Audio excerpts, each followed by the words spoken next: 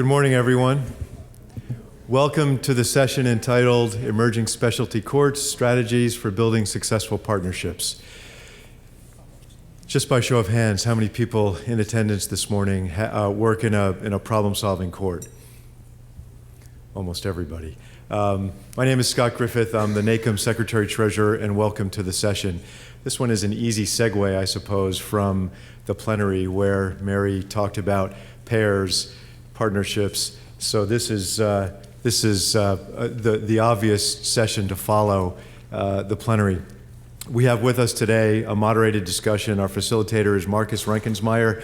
I think everybody knows Marcus, and if they don't, they should, because if you notice on Marcus's name tag, he's got banners that go down past his belt. He's been that important to NACM and that involved over the years.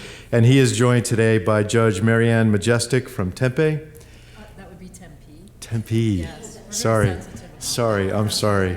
I'm from New Orleans, so that would be like somebody saying New Orleans, so, and that's bad, so I apologize.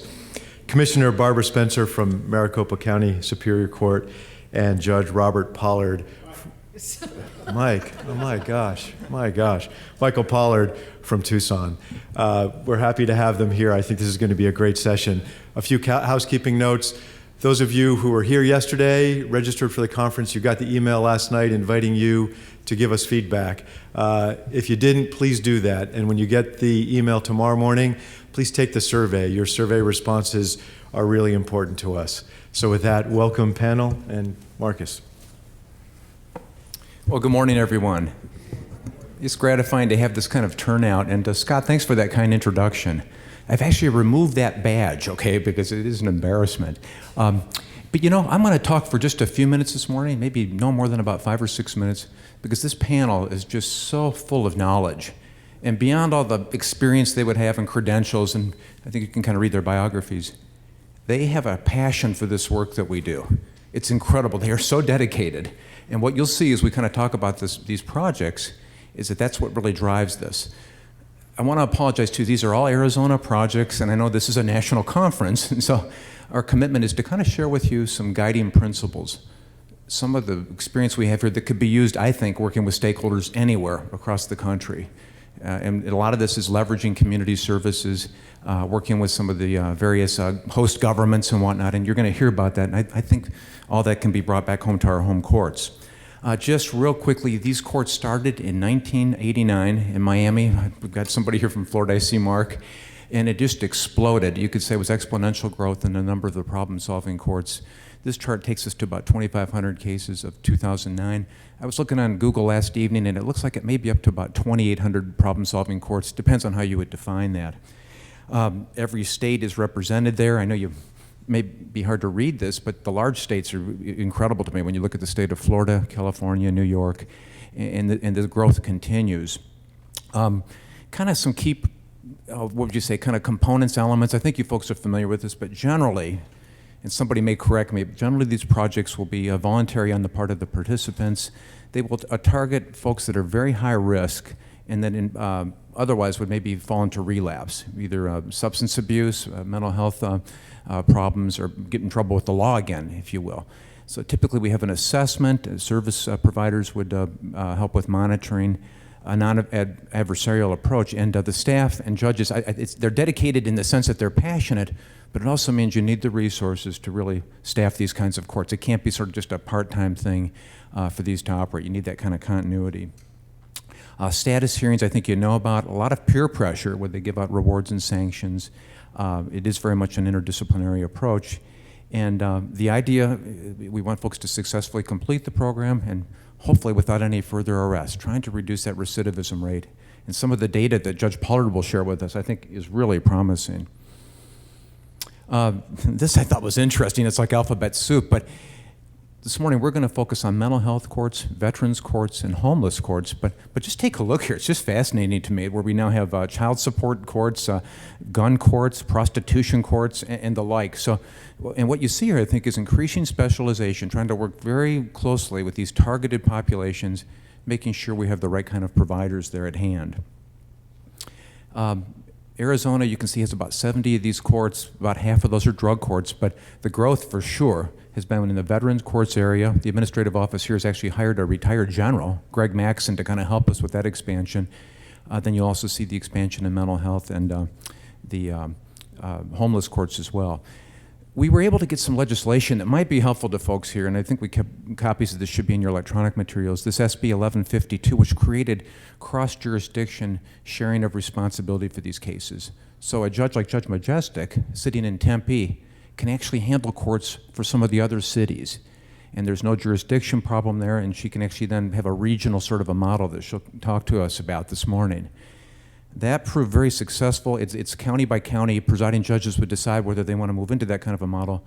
But this is interesting. This last year then, we said we would like that same enabling legislation for veterans courts and mental health courts as well. And we were fortunate to receive that kind of response. You'll see the notes here. That last bullet on the page there I think is interesting. Veterans Administration tells us it's really difficult to staff these kind of programs. They would have coordinators out of the VA, and they say it's much easier for them to come to one site, maybe 1 or 2 days a week, than, let's say, here in Maricopa County to visit 23, 24 different city courts. And so that we thought was really encouraging on the resource side.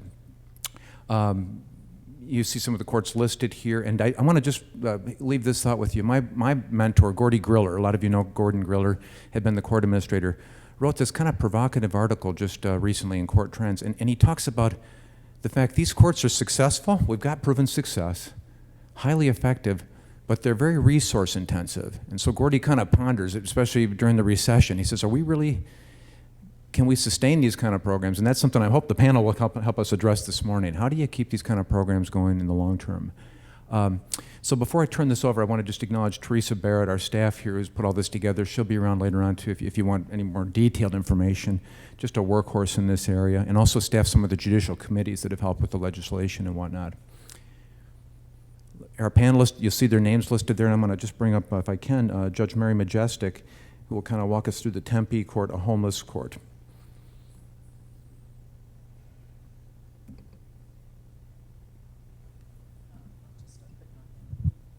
I'm going to.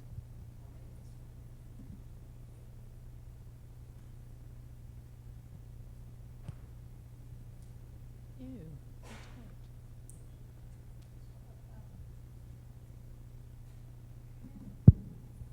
Yes. Good morning. Thank you for coming today. I really appreciate it. Basically, my day job is I'm the presiding judge for Tempe Municipal Court, which is where the home of Arizona State University is, to geographically coordinate where I'm from. And what I was asked to do was, Barbara, you're making fun of me. Forgive me. Please ignore him. So many times ignore him. Yes. But basically what happened was about 8 years ago, 3 limited jurisdiction courts in Maricopa County, which is the county that we are in Arizona, established a homeless court. That would be Glendale Municipal Court, Phoenix Municipal Court, and Tempe Municipal Court in Maricopa County. We were all appointing each other as pro tem judges and cross-referencing cases to each other. It was, for all of you that are in administration, an administrative nightmare, basically. Legislation was passed in 2012. That's the enabling legislation that Marcus was speaking about, that permitted each presiding judge of each county in the state to establish a consolidated court. That is what happened in Maricopa County. So consequently, we have approximately 48 limited jurisdiction courts, and our homeless court is now able to hear cases from every court, each 48 of those courts. Basically, the cases that we hear are all, mostly the majority of them are post-adjudicated. For those of you that are the bean counters, as I heard about in the first session this morning, and are into case management and resolving cases, it should do your hearts well to know that in our court in the last year and a half, we resolved $330,000 worth of fines.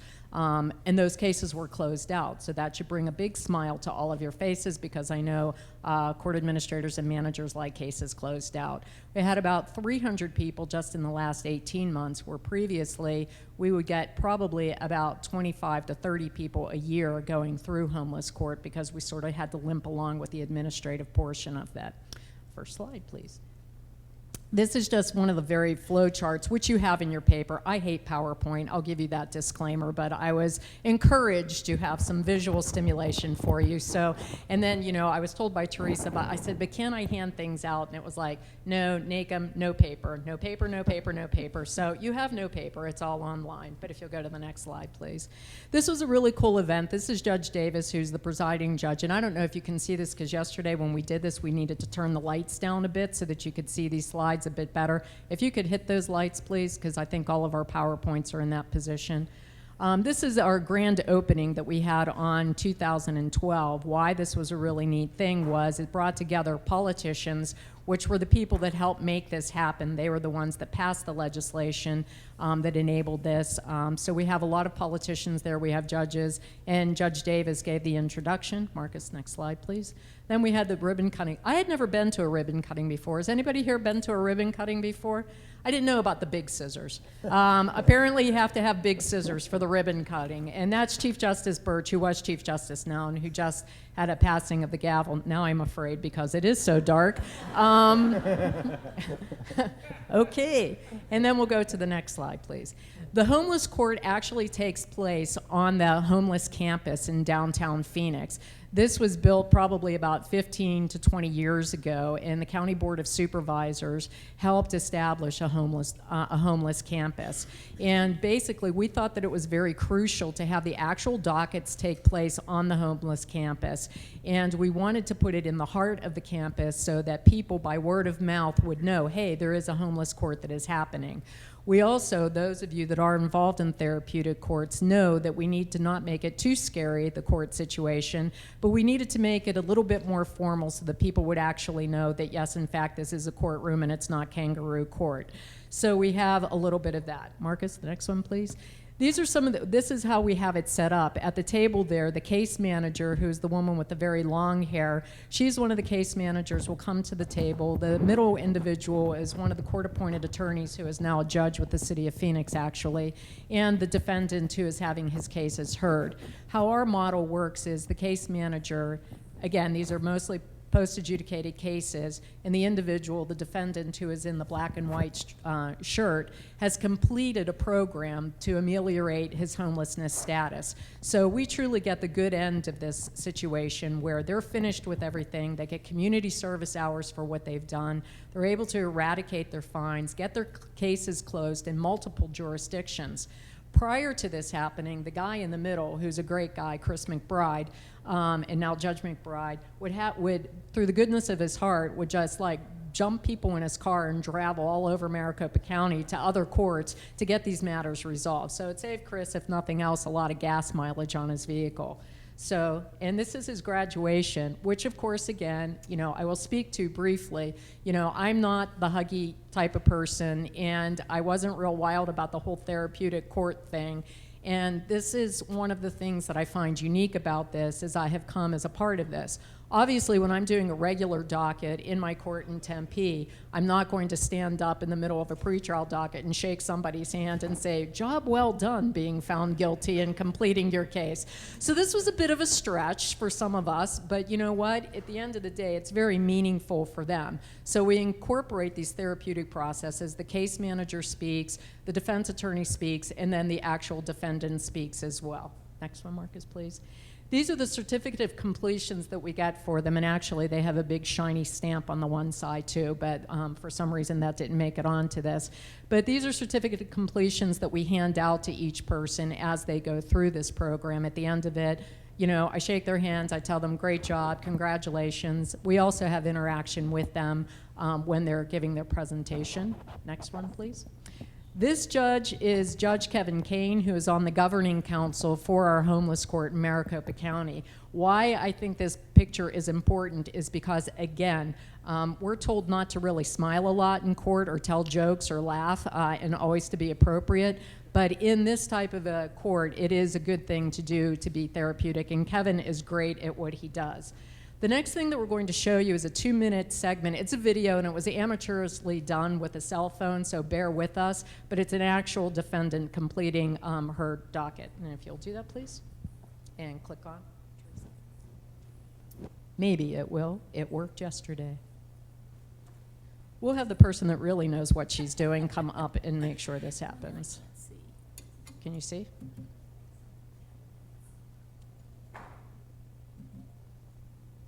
Marcus, who is accompanied by Shira Diaz, the caseworker. Welcome to both of you. And first, Ms. Diaz, I want to call you Shira. Shira, if you'll give us a short report on Nicole, please. Nicole's been delightful to work with. She stays at the Untitled Chapter, and I've knew her before she applied for homeless court, just through coming to the classroom and different activities on our campus. And since applying for homeless court, I've just really been able to see close up all the things that she's doing. And she's very inspiring. She has a wonderful outlook, and I see her often on campus just engaging other people who are having a bad day and just doing things that I think a lot of people wouldn't even think of doing, just to bring a smile on people's face, and I find it very inspiring. And she does a lot. She volunteered in the library. She's doing a lot of work to really get back on her feet and to get reunited with her children. And she's doing a lot of good things. And yoga as well. I'm always trying to Thank you, Shira. Nicole, would you give us a little background on your story? I'm a mother of four. A couple years ago, I had an experience. This is my second CPS case. I had a couple experience with my kids where I got my two older ones back, and my 17-year-old, who was 14 at the time, abused my little ones. I didn't quite know what to do. I lost my job. I was moving place to place to place. Found walk-ins after going through a 6-month program, which was so great because it just put my perspective. I was done. So with everything, yesterday I got my 11th month chip for a sobriety of meth. So that was like super great. And I'm just applying myself every which way I can to move forward and to just be a strong role model and great example for my kids. I get unsupervised with them every Saturday.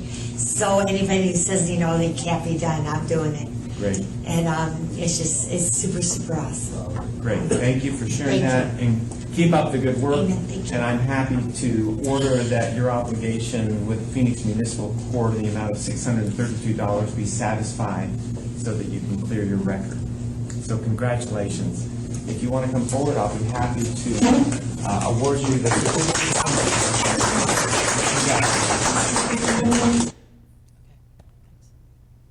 Actually, you can turn the lights back on now. And that is basically just a real quick aspect of the docket that we do. They get the certificate, and we also have something that we give out, which is not paper. And so I can hand it out to you today. And Debbie Schaefer, our court administrator, will be the one that's going to be handing those out. We may be a few short because I know some people came in at the last minute. And that's Regional Homeless Court. Thank you very much.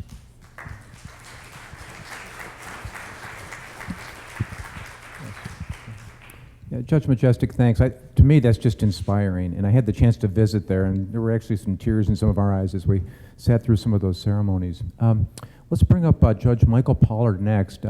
As mentioned, Judge Pollard is the judge that heads up a regional veterans court in Tucson, but I also want to let you know he's a Marine vet, okay? So he has walked the walk, and he's an inspiration. I've also had the chance to work with him on a lot of court technology projects, so very broad-scoped approach as he works with the courts. Judge, fire away. Thank you, Marcus.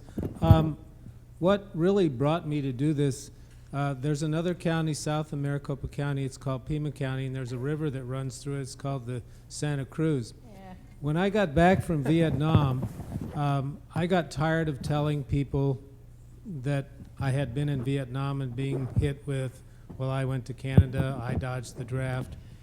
And the most common response I got was that we stayed here, we took care of the women and guarded the banks of the Santa Cruz.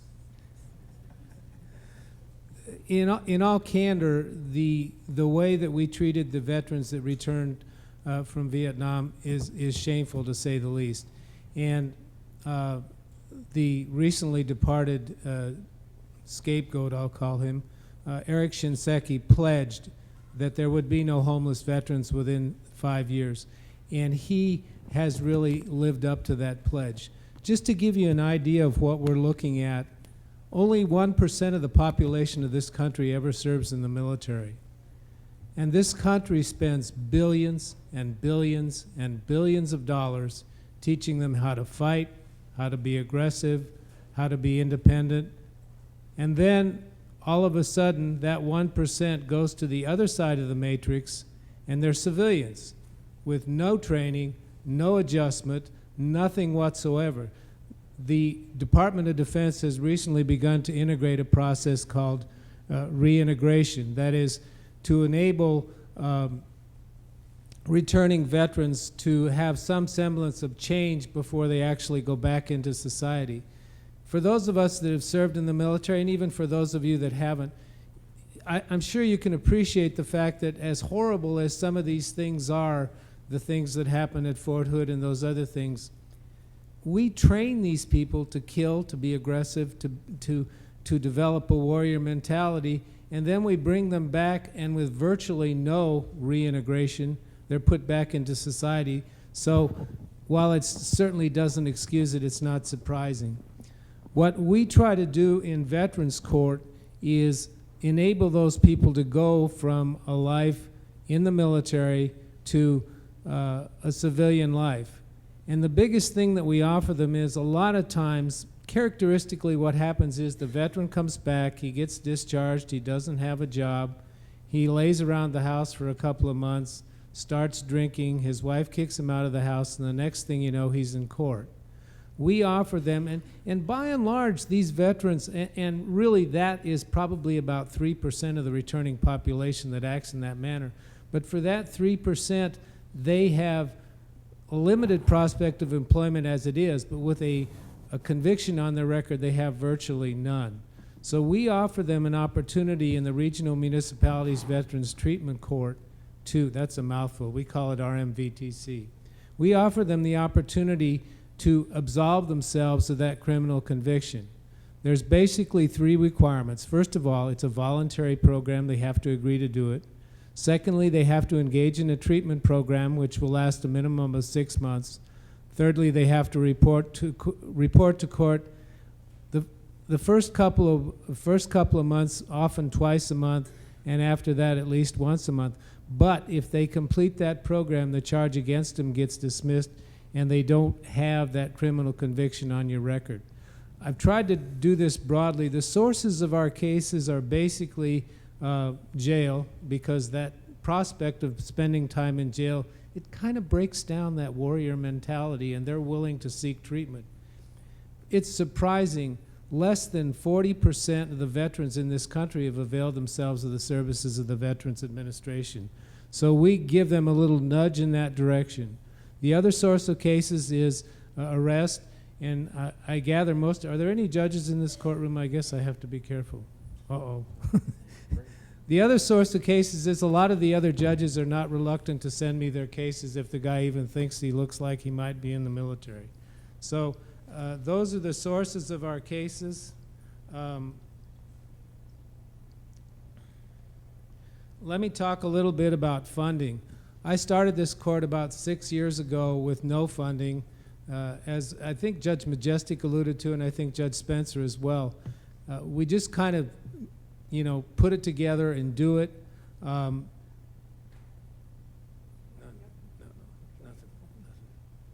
I have this slide. This is my last slide. That's why I was seeing how many judges there were here.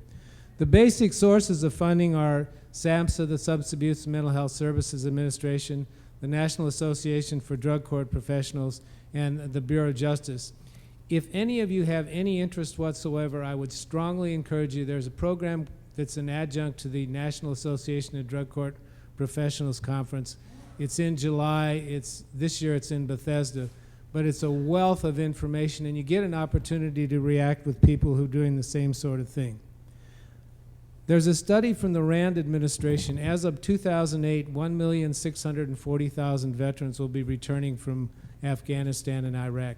Of that number, approximately 300,000 will be suffering from PTSD, and an additional 300,000 will suffer from traumatic brain injury. Traumatic brain injury is a unique physical condition. It basically shows It doesn't manifest itself except in behavior, emotion. And basically what happens is some of these veterans have been subjected to as many as 5, 6, 10, 12, sometimes 2 or 3 explosions a day from intermittent explosive devices, and it basically shakes their head up, but yet there's no physical manifestation. So characteristically, the policeman that sees a guy on the street acting out has no way of knowing that that's the result of the condition. The other population that we serve in our court, and I encourage you to look at, is a lot of the veterans, for reasons of emotional unsuitability, sexual preference. Sometimes guys and girls just go on their 5th or 6th deployment and they just say, screw it, I'm not going back, and they deliberately get discharged. Or they've only served in the military for less than 21 months. Those people are not eligible for VA benefits. We have developed, through the cooperation of SAMHSA and funding, an alternative program to treat these veterans who don't qualify for VA benefits. The model of the court is, there's basically 2 models. I obviously favor the pre-plea model because it enables us to dismiss the charges and clear their record. There's also a post-plea model. As Marcus mentioned, it's very important to have a multi-jurisdictional. When I started this, I called a colleague in a town near Tucson, and yes, there are other towns in Tucson.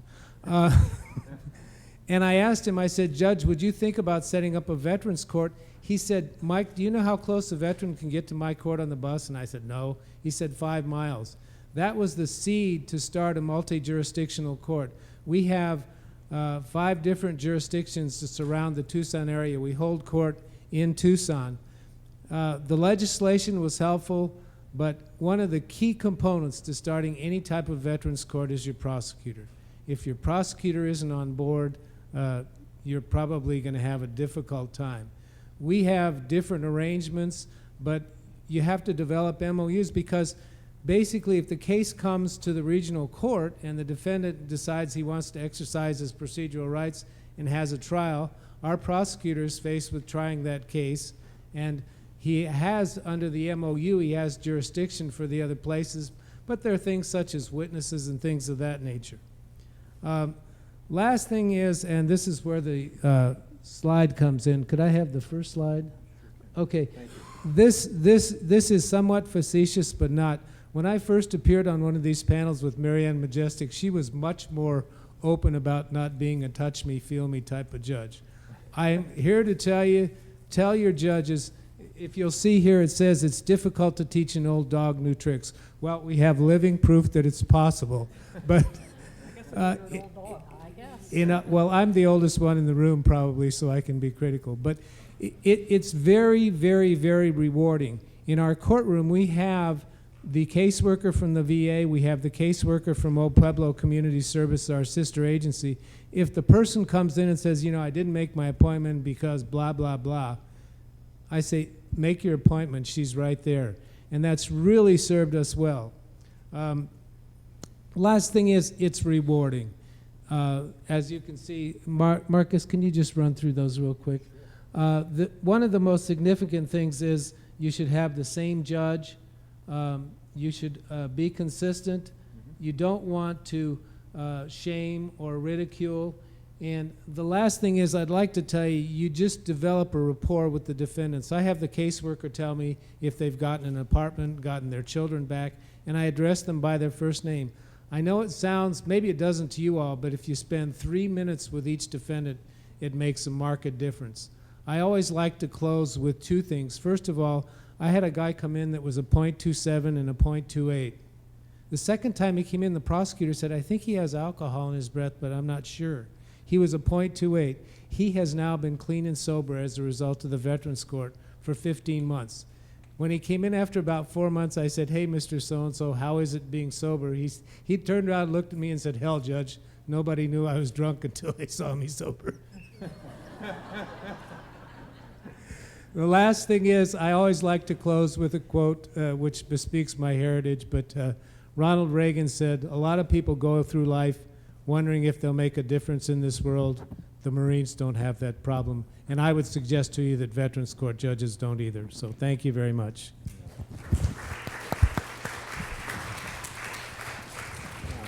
And Judge Pollard, thanks so much. Thanks also for your military service. So next with us, we have Commissioner Barbara Spencer, and I know in other states, a commissioner might be considered, let's say, an associate judge or a magistrate. The truth is they do such heavy lifting. Some would say they do more work than our judges, if you will. But her background is so interesting because she also holds a master's in social work and had worked as a psychiatric social worker working with mental health population in the past. Her court is a busy, very productive kind of a court, so we're just so pleased to have you here, and you just share whatever you like about that court, and especially maybe the early beginnings, if you could. Thank you. You know what, could I also say, I also run Veterans Court. We graduated, he terminated probation last week, the first person in Maricopa County's Veterans Court, and he stood up and he said to a bunch of the defendants who were still on probation sitting in the back, he said, I'm the first person that's come through this court. He said, I've been sober, now I'm completing probation. He said, and when I started this court, I was addicted to meth and I only had 3 teeth. He said, and he said to them, look at it, now I have a whole set of teeth. So that was good. I do run the mental health court in Maricopa County. We are a post-conviction court. All our defendants are already on probation, and they all are SMI. They're seriously mentally ill, which I assume most people know is a legal definition. It's a composite of a level of functioning as well as a diagnostic code. So we deal with people who are really, really quite ill. They are on probation. They come to us. I think probably in the materials you have some mental health court terms. Some judicial officer somewhere has given them mental health court terms. They've been screened as being SMI. We do on occasion have some traumatic brain injury people. We occasionally have some developmentally disabled people. But we're primarily an SMI court. If they have general mental health services, they go elsewhere.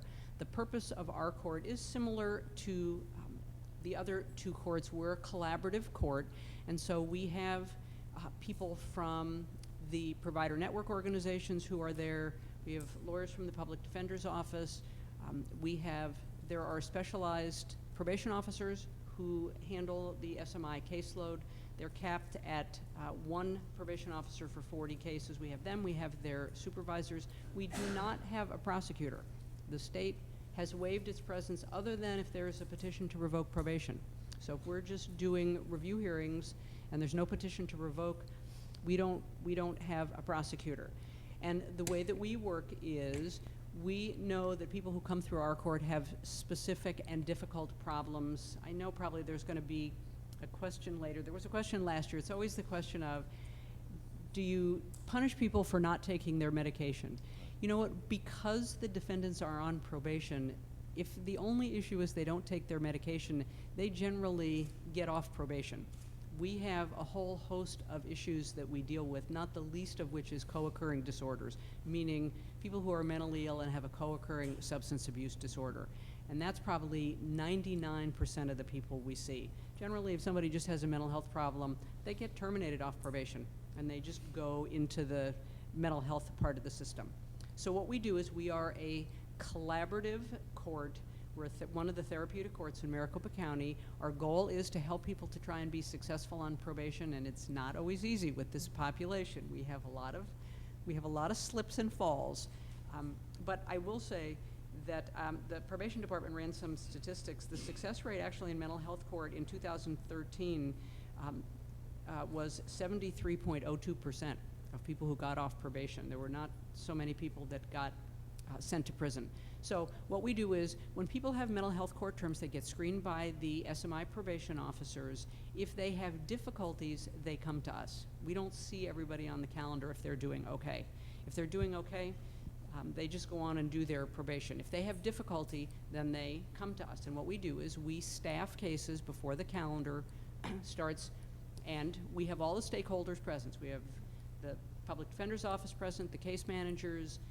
We have somebody from the REBA, the umbrella agency, the specialized probation officers are there, their supervisors are there, and then occasionally we have some other interested people, developmental disabilities. Occasionally we have some others. And we staff cases and we create a contract. I think probably the contract is in the materials.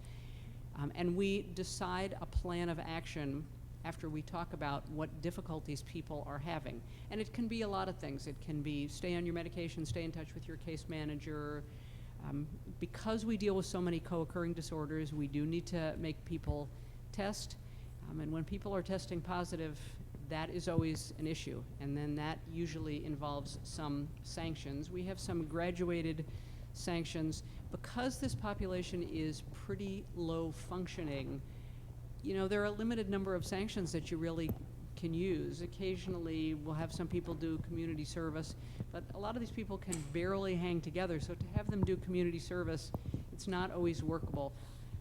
In mental health terms, there's 120 days of jail that's built in, that people can be put in jail for a few days without a hearing, up to 120 days. If I can avoid that, I try to avoid it.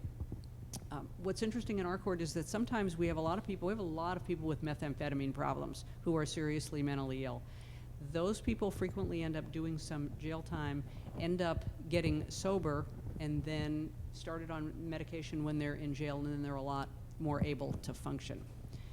I think the most important thing, you know, Judge Majestic was talking about cost. When you run a mental health calendar or a Veterans Court calendar, really any of these calendars, there is an additional cost. But there is a savings, I think, on the other end, and I think everybody can weigh in. I think they would probably agree. There's a savings on the other end because you help people to be more successful on probation. We have huge housing needs that people have, so we're able to work on some of those things, and so the rate of recidivism is so much lower.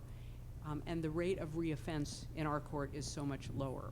And so because it's a collaborative effort, really the most important thing in doing a mental health court is people really have to have a shared vision of what they want to do, because it's not easy. The people we work with are not easy. They have multiple problems, multiple difficulties. They don't like to take their medication. They like to take the medication they're not supposed to take, but they don't like to take the medication they are supposed to take. That's what I tell them. Take the medicine you're supposed to be on, not the medicine you're not supposed to be on. But we like to think of ourselves as having a shared vision about how to help people be successful and how to help them move forward with their lives and stay in treatment. All right, and I'm sure that we will have some questions. Yeah, absolutely. I just want to thank Commissioner Spencer.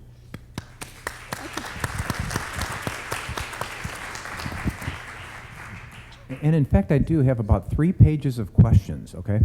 But what I'd like to do, if I can, is just maybe toss a couple questions out to the panel and maybe ask if we could get some questions from you in the audience. I think there may even be a Twitter feed here as well, and Scott says maybe not, but just anything you'd like to ask these folks. I think this is a good time to do that, and I think it makes it much more meaningful, you know, for your different jurisdictions. So, but I do want to ask Judge Majestic, we keep touching on this, the cost, the resources. Can you tell us, I know you have been very effective working with the different stakeholders and so on. Can you just maybe share with us 2 or 3 tips that you have found to be especially effective, Judge? As far as the Regional Homeless Court is concerned, the cost, financial cost, is 1 staff person for Maricopa County.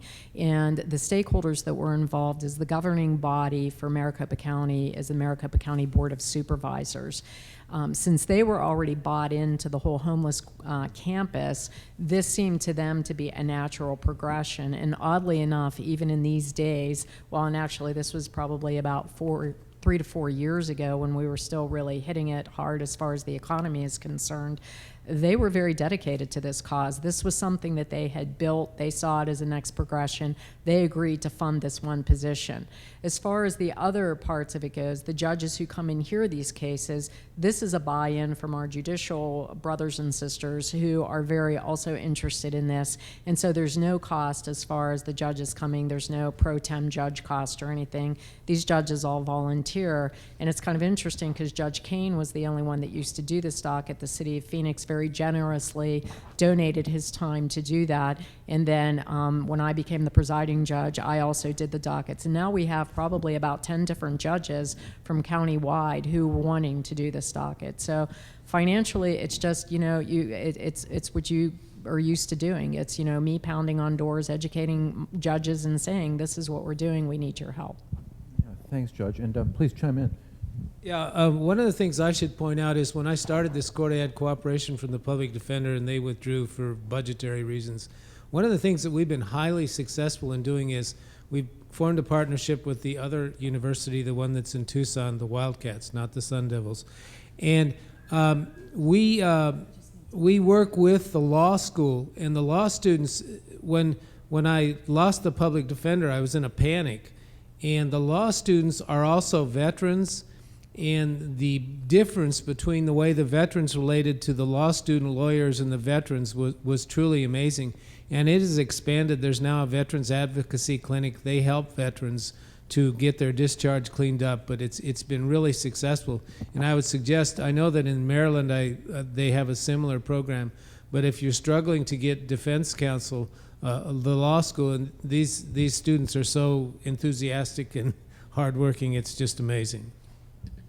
One of the things we've done in Maricopa County is to pair with an organization called Hope Lives, which is a peer mentor organization, and then we have something similar in Veterans Court through Teros. There's a veterans navigator to help people through the system.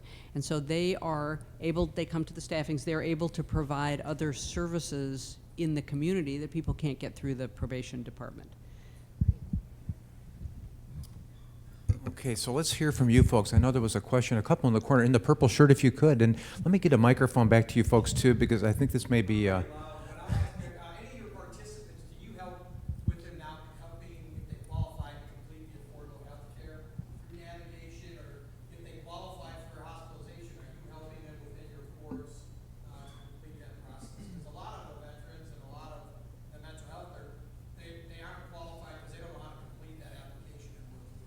Okay, so it's a question about the Affordable Health Care Act and how is that handled at these courts. So please, panel, go ahead. Well, one of the things that's happened in Maricopa County. This one doesn't work. There you go. Sure. The Regional Behavioral Health Authority used to be Magellan, but it has now switched to something called Mercy Maricopa Integrated Care. What they've done is they've integrated physical medical care with the provider network organizations. So it is supposed to be all one umbrella, and hopefully to help people to get the physical care they need as well as the mental health care. That's the plan. After a month or two, we'll see. Thank you. And back in the far corner, thank you. What does success look like? What does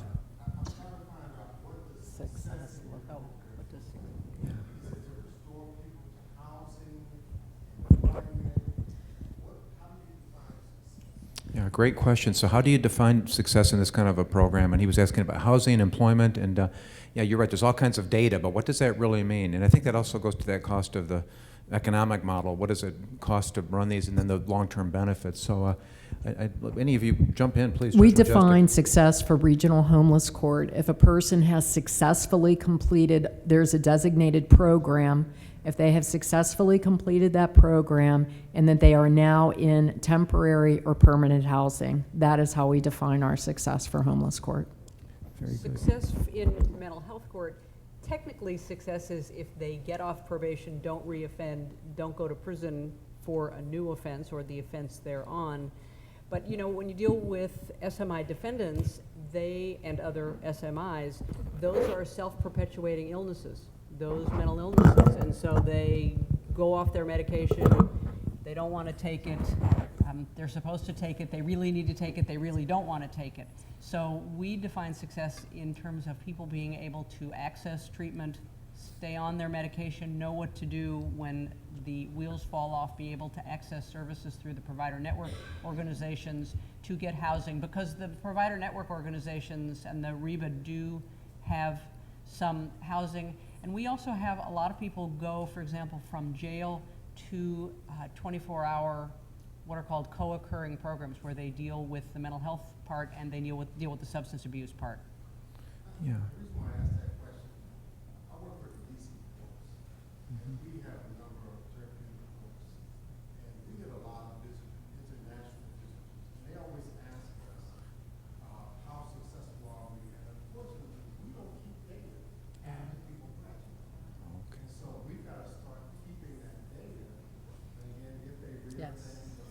we have no idea how successful we are after they leave, so that's why I was interested in how you define success. Well, that's particularly important if you're defining success as not reoffending, then you would need to keep that subsequent data. We do keep that data for the Regional Homeless Court. We have to keep that data. And also our individual court, Tempe, has a mental health court, and we're beginning our Veterans Court in September, and we also keep that recidivism data as well. So that you're right, it is important. You know, one of the biggest things, we're a misdemeanor level court. One of the biggest things we do is we get them their driver's license. You can't believe how paralyzing it is not to have a driver's license. And so we work with them to clean up their cases through various types of insurance, community service. But for us, we've tracked recidivism for 2012 and 2013. 2012 it was 14%. 2013 it was only 3%. Now it's a limited population, but it's been remarkably successful. Yeah, thanks, Judge. Yeah, please. Good morning. Thank you for your comments. I'm from Atlanta, and we have a drug court, a veterans court, a mental health court.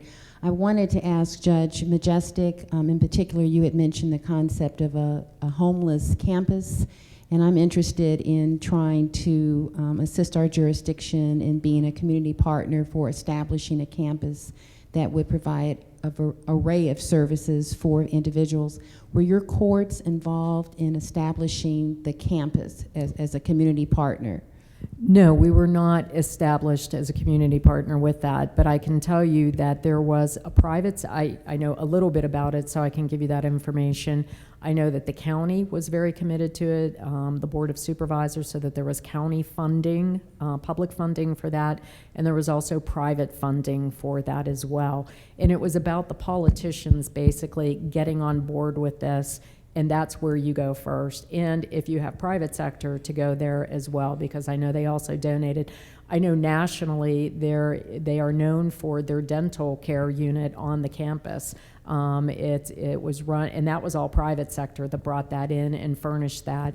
And they're known nationally for their dental care for the homeless, and a lot of dental schools send interns there and do things. So I know it was a collaborative effort between the two of them. You know, and I might just, pardon me? They do. It's a large complex in kind of South Phoenix, just off the downtown area, and the judge is right. And before that, you'd actually have a lot of homeless people actually on the streets there, and the county made a huge investment, also had some private sector investment, and I think really strong leadership. But today now it will house, there's an intake section, and it will house, I don't want to give, let's say between 300 and 500 folks overnight, but to stay there, folks need to commit on some kind of educational programming or employment, and there's a lot of those counseling services, Right. and then clinical and medical. And the so services are right there in the building. There's St. Joseph the Worker, there's a Lodestar Day Resource Center. These are all, there's a Veterans Service Center group there. There's a ton of different services that are offered there that when people come there, they can get connected right there and get started. And now there's an overflow campus. Yes. They got full. Yeah.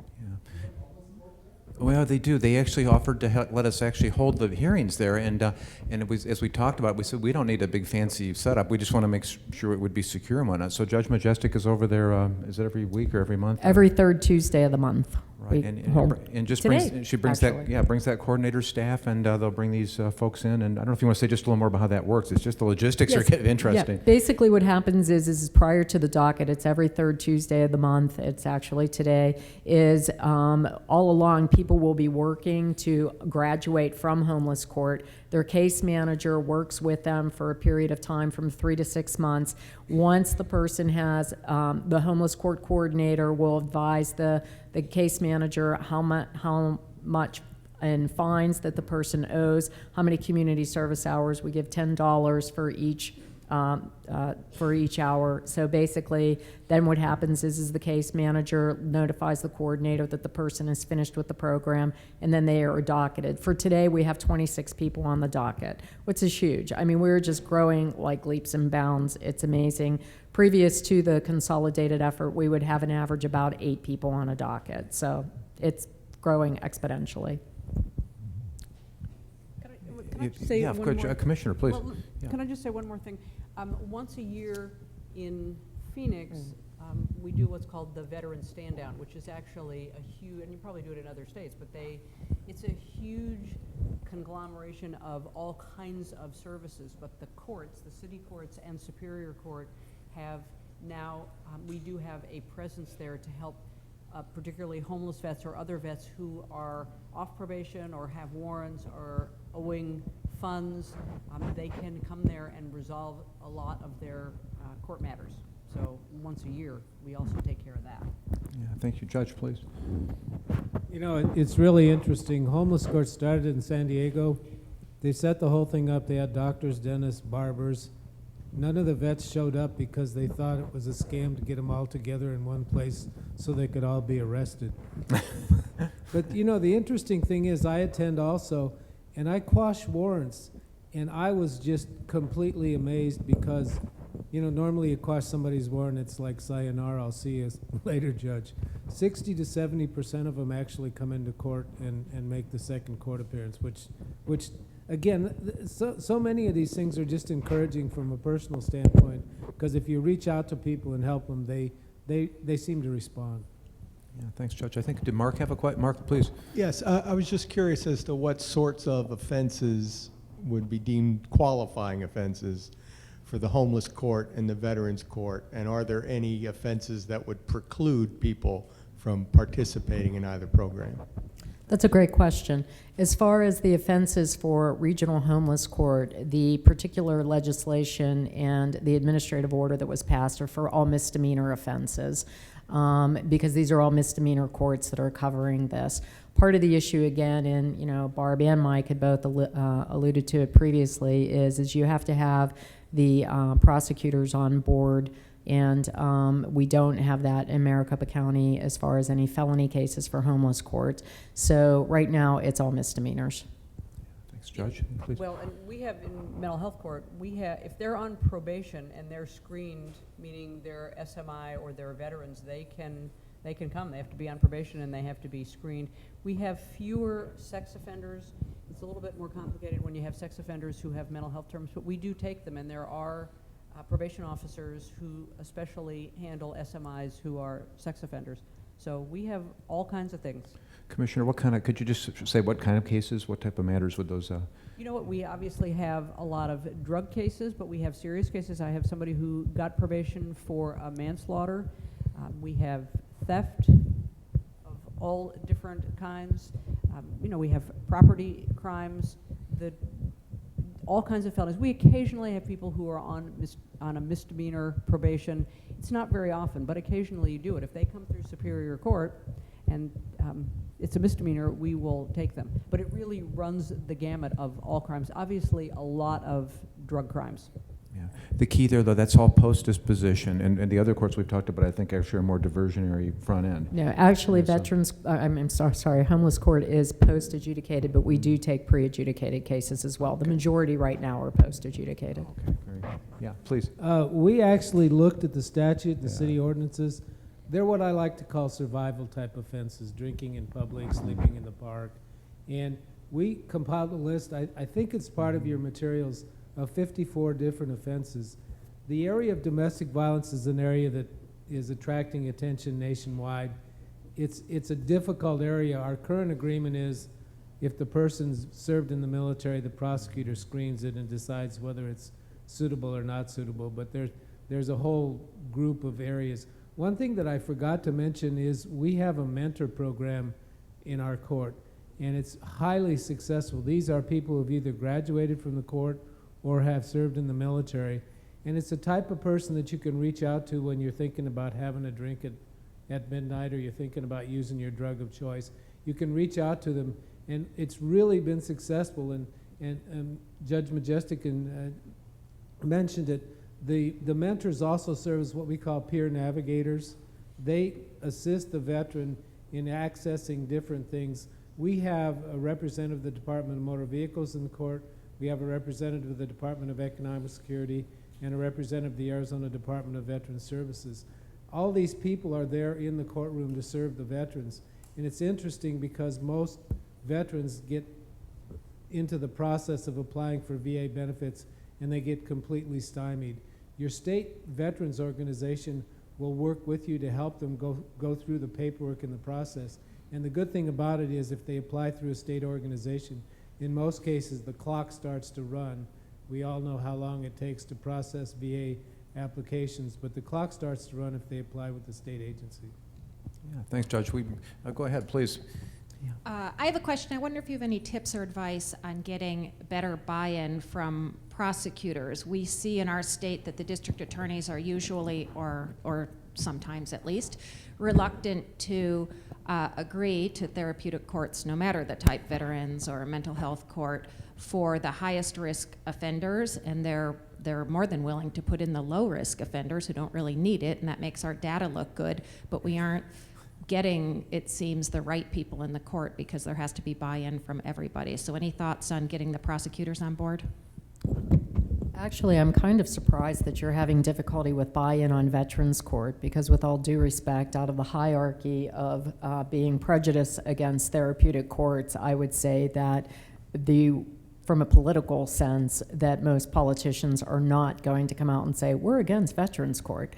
It just doesn't happen. And because politically speaking, that's usually, people aren't going to do that. So, I mean, if that was the type of court that you were going to start out first, maybe you could start out with the veterans and ring the bell on that sort of situation. We have all sorts of courts, and they don't come out and say it. Right. Oh, okay. They just don't agree to it in an individual case. Right. So more under the surface type thing. And I would say that it would have to be, and that's again, starting getting partners who will publicize that. For example, Homeless Court was started with a group of very well-meaning citizens, attorneys, private citizens as well. And that was one of the first ways that this got started, because, I don't know who would be more at the bottom of the, like, we don't like you anyway, homeless people and mentally ill people, but it's probably tied. Yeah, it's probably tied, but when you have the people with a passion, such as attorneys who can influence in private sector, and they're the ones that can start asking those hard questions to politicians, well, why can't we have a veterans court? That's where I think that would need to come from, is trying to establish those partnerships. Well, we certainly would like to have a front-end diversion court, but that's not going to happen because the prosecutor's office is clearly not on board. I think the more interesting question is, if you have people who are on probation, they have waived their presence in our court, the state, unless there's a petition to revoke. But if somebody's just on probation and it is a matter of dealing with probation problems, we have said to the state, you can come, but you don't have to come. Because really, we don't have to have them. We would like them there, and they have sent people, but then they don't have enough money and they don't have enough staff. But I think part of the issue is, it is helpful for community safety purposes, to start with some of those offenses. But the reality is, if you have court and people are on probation, but there's no petition to revoke and the person is on probation, in Maricopa County, they've chosen to not come. Well, I would like to know, is there anybody in the room who deals with higher level crimes? We call them felonies in Arizona, and I'm sorry, I don't know if it's felonies statewide or nationally. Is there anybody in the room who does pre-adjudicated cases with mental health court? You do, on felonies? So you have been successful then.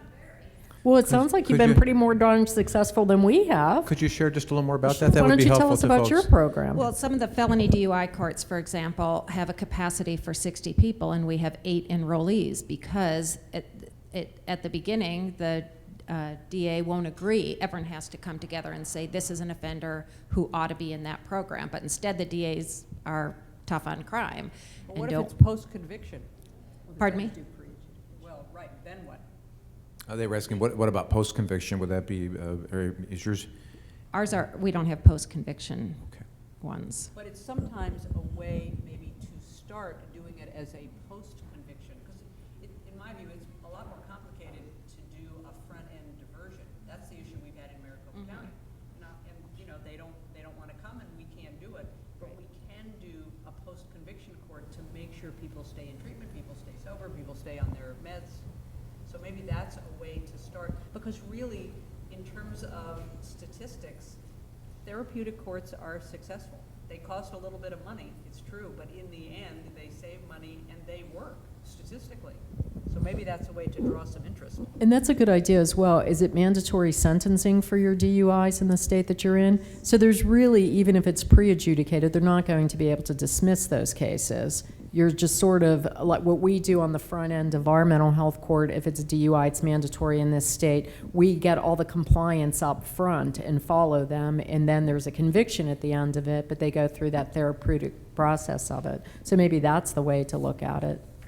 Our statute allows the judge to waive the mandatory jail term and the $10,000 fine for felony DUI. What state are you from? Alaska. Oh, okay. Interesting. Yeah, that's not happening here. But If they yeah. go through therapeutic court, but their case isn't dismissed. They still have a guilty on their record. Oh, okay, okay. That's good to know. But that's been part of the difficulty with prosecutors. They don't want to necessarily, at least here, have a front-end diversion where the case gets dismissed. So that's sometimes where you have difficulty. Yeah, that's where it's so helpful, I think, to hear from some of the other jurisdictions, too. Yeah, there's no one way, one solution, but I think some of these approaches are helpful. Yeah, Mike, please jump in. So Yeah. we experience the same difficulty with our DA trying to get things off the ground.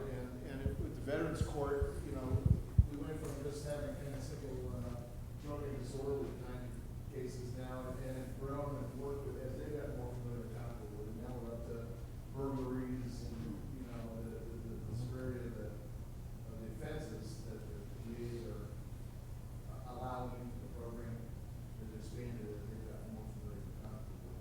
So, and we find that that judges have wield a lot of influence with DAs if they choose to use it, getting them to be a little bit more agreeable and flexible on kinds of cases. We've got some judges in some of these programs that are happy to, former DAs typically, who are happy to meet with DAs and share their wisdom. Mike, what's the time frame that you've kind of seen that evolve then, just roughly from your inception of the program? About 6 months, first 6 months, and then you know, to the first year of the program. Yeah. And then that contact with the DA, is that generally going to be kind of a personal meeting with them, or do they don't? It's not something they would try to take to the public. Tell us a little more about that if you can. I think. So it's part of, you know, offline Okay. conversations, suggestions, let's give this a try, you know, what's wrong?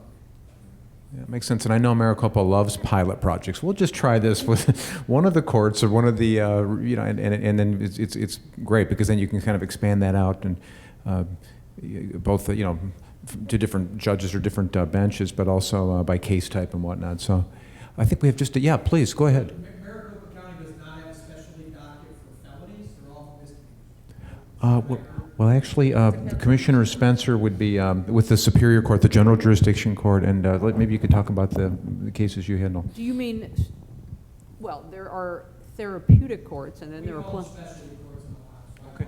But do you have therapeutic courts only for misdemeanors, or you don't have them for felonies? No, we do have them. We have primarily felonies.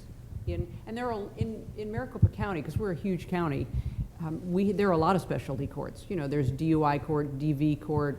We have a Spanish-speaking DUI court, mental health court. We have a veterans court. So, and they are primarily for felons, except maybe DUI court does some misdemeanors. But they're primarily for felons. We have mostly felons and a few misdemeanors thrown in. Do you have veterans court for felonies here? We do. It's a post-conviction court. Yeah, we do have. And again, mostly felons, and we do have somebody from the VA. We also have somebody from the VA who can help to deal with the money, because we get a lot of veterans. They come to our court and they say, well, I don't have any service-connected disability, or it's really low, and we help them to get that refigured. We have a peer navigator. We have we don't have too many SMIs. Every once in a while you have an SMI in veterans court, but not too many. Yeah, and then you have the probation officers. Excuse me, I'm sorry. I did want to ask Judge Pollard to talk about that just a minute more. Working with the VA, the administration, the resources, can you just share a little bit about how that's all set up? You know, it's really interesting. I attended 2 conferences now, and people just seem to have problems with the VA. We have no problems whatsoever. The VA and Old Pueblo Community Services, our treatment agency, they work together very, very, very well. The biggest problem is in the rural areas. That General Shinseki, as part of that program that I mentioned earlier, establishes a Veterans Justice Outreach Coordinator. Unfortunately, now there's 6 in the state of Arizona, but I fail to understand. I mean, the biggest pitch that you can make to your governmental agencies is all this treatment is covered by the VA. You don't, your particular city, county, state, whatever, doesn't have to pay for it because the VA pays for it, and it's been a pitch that I've used really successfully in selling it. I wish I could tell you why some of the courts don't get along with the VA, but our relationship has just been wonderful. Well, it was interesting too. As we started to work more closely, they actually asked us for justification for some of these additional coordinators, and it was kind of a long process, but the state here actually did receive some additional staffing, and I think they used the court project. They said, gosh, we need this extra help, but they said wherever you can consolidate that in those regional centers, that will really help with the best use of those folks. We're also considering the use of video for the coordinators as well. So how are we doing time-wise? Let's see, are we... Marcus? Yeah, please. Scott, please jump in. I had a question. In the blurb, the overview for the session, I think there was reference to some legislatively mandated evaluation of your programs, and the center's working with you all on that? Yes, let me, thanks, Scott. I had on the mental health court. Yeah, please, why don't you go ahead, Judge, please. Yes, there was legislation that was passed last year that required for mental health courts, and we have a mental health court in Tempe, and Barb has one as well, too, with Maricopa County. And basically, the legislation is that we now have to have standards for those courts. So the National Center for State Courts came in probably about 8 months ago, Teresa, was it? And there was a working group that was statewide that worked on these standards, and basically everybody had their input into it, and then there was a smaller group that went together with it, but the standards are going to be implemented. And I think you were shooting for, this is the administrative office of the courts I'm referring to, I think you're shooting for probably September for the implementation of the standards that were established for mental health courts, yes. Yeah, and if anybody's interested, that's in your electronic materials. It's House Bill 2310. And at first we were pretty nervous about this, but we found out that the sponsors were actually friendly to courts. They were interested in more community-based services, and they actually provided a little bit of funding. Do you believe that? For the evaluation. So that was a joint project. Judge Majestic actually served on our work group. We're still in draft on the standards, but happy to share that with you. The center actually has what they kind of consider to be the uniform best practices, if you will. And we've kind of wrestled because they're pretty resource intensive. They would like to see extensive data, just massive amounts of data that most of our courts don't carry, and probably more in the way of formal memos of understanding, that type of thing. But happy to share any of that. And Two quick questions. Please. One for Veterans Court. When the veterans miss their appointments, mental health appointments, for example, what's the sanction imposed? And the second question, when there's a mental health issue at the homeless level, who by default gets the case? Generally, we give them one free pass, and like I mentioned, the mental health coordinator is there in court, and she can say when he missed the appointment. The first time I generally just apply or inquire into it in greater detail. Then it's graduated sanctions, 30 and 30. Sometimes we require them to come to court. Our court is every other week. Come to court every other week and submit to your analysis. It's a graduated series of sanctions. I probably only use jail as the last resort, but I do sometimes do that. Yeah. I'm sorry? Not at the present time. No, our program's only 6 months, so. Well, our program is just as long as you're on probation, and we have a lot of issues with people being non-compliant, and we try to use some graduated sanctions, but it's very hard because we have so many co-occurring disorders that we are trying to deal with people who may be actively using and are really dangerous to themselves, dangerous to others, not taking their psych meds. So while we try to use some graduated sanctions, sometimes I just have to put people in jail. But we try to, because we staff the cases and the probation officers are there and The case managers are there. We try to talk to defendants about what's happening and what's not working, and we talk to them about what we talk about in the staffing, about what's not working in their program. And as far as who gets what on the jump ball between mental health court and homelessness, typically, since I deal with both, if it's a SMI issue, I'll always put them with the SMI court because we, again, have caregivers, and it's just much more structured program for their specific needs. You folks have been just terrific. I want to just share one resource that came to me last evening, and some of you know Carolyn Cooper with American University. She indicates that there are some new guiding principles, and I think this was developed for judges when they are embarking on setting up these kind of courts, and these will be online through American University. She mentioned they may be available at the registration area as well at some point, so it looks like a great resource. I could not get it to print this morning, okay? Otherwise, I'd try to hand around a copy, but we just want to thank you folks. Some of the folks here would be great resources, I think, if you want to visit with them, and I'll just check with Scott. Is there anything more we need to do, Scott? No, yeah. Sorry, if you would, to fill out the survey when you get it. Like your feedback. Thank you. Okay, thank you, everyone.